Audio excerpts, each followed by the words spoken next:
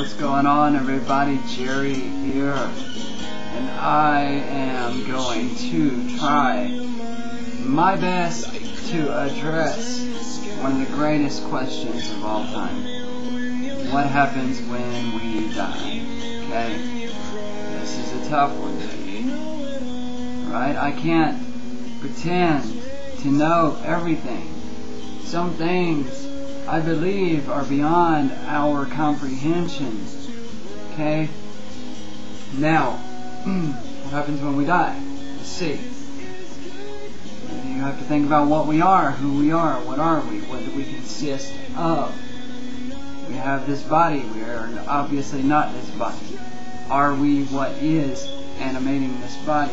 Which would seem to be the astral body, and not even so much as the astral body, because that is a body split from the energy body occupying this body. So more energy is concentrated into this body, this energy body that is occupying the physical body. Okay, now I will say this. I have communicated with 3 different deceased peoples on the other side. Okay, now one thing we gotta think of, alright? The astral body is a body just like this body. Are we using that body just like we're using this body? That body is just a different frequency body, used by consciousness to get around, to explore itself. Okay? So even the astral body, the energy body, may not be our body, but just a tool being used by the true soul. Okay? So, what is the true soul? The true you. Okay? Because when we revert back to the basics, we are all the same energy. Okay? One being. Now, the true you, I would say, when we go within, okay? When we go within, sometimes when we dream, what Robert Monroe has termed the core self may be the actual you, the actual soul. And there is an entire universe in oneself.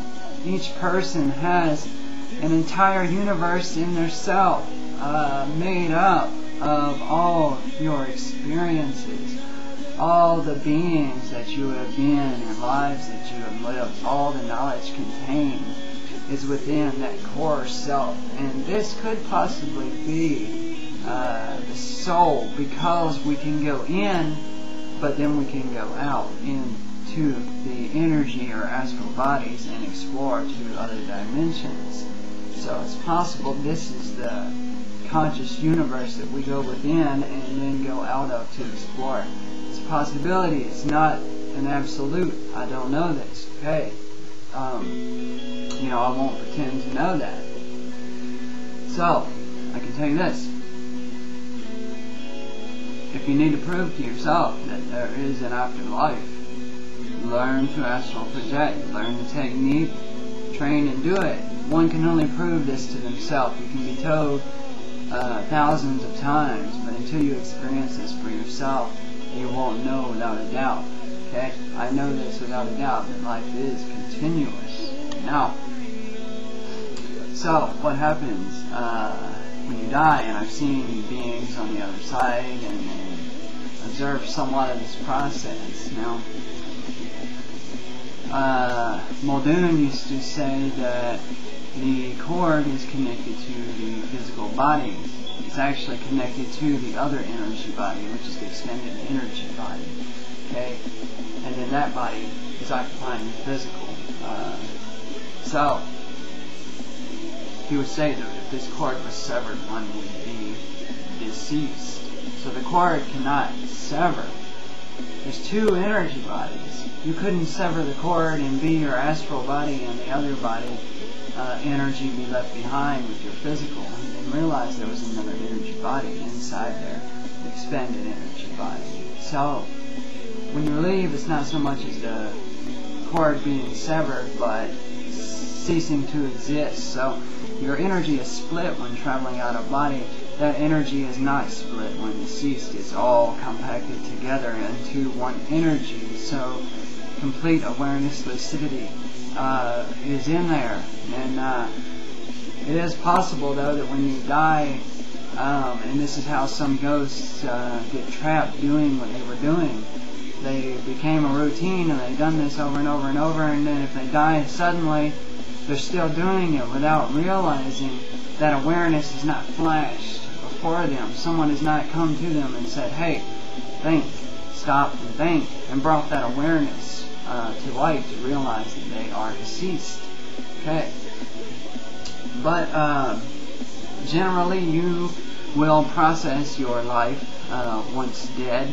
You will you can go within yourself into that universe with the other yous there and process your life. If you have lived many lives, then everything you are doing is being processed as you're doing it, and you don't have to do that as you die, but you may want to, just to see and learn, just to get an observation of what happened during these lives and what you can get, in hindsight from it.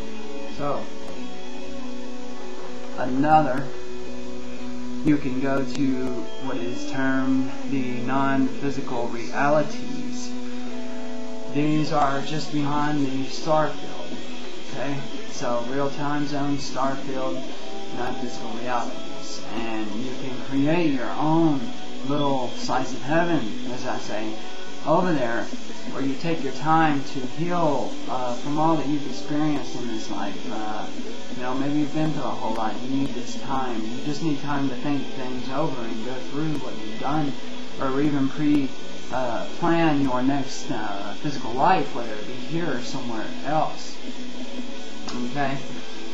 But I hope I've addressed some of this. I'm running out of time here, so if you guys have any questions or I left something out, please feel free to hit me up and I will address it. Thank you.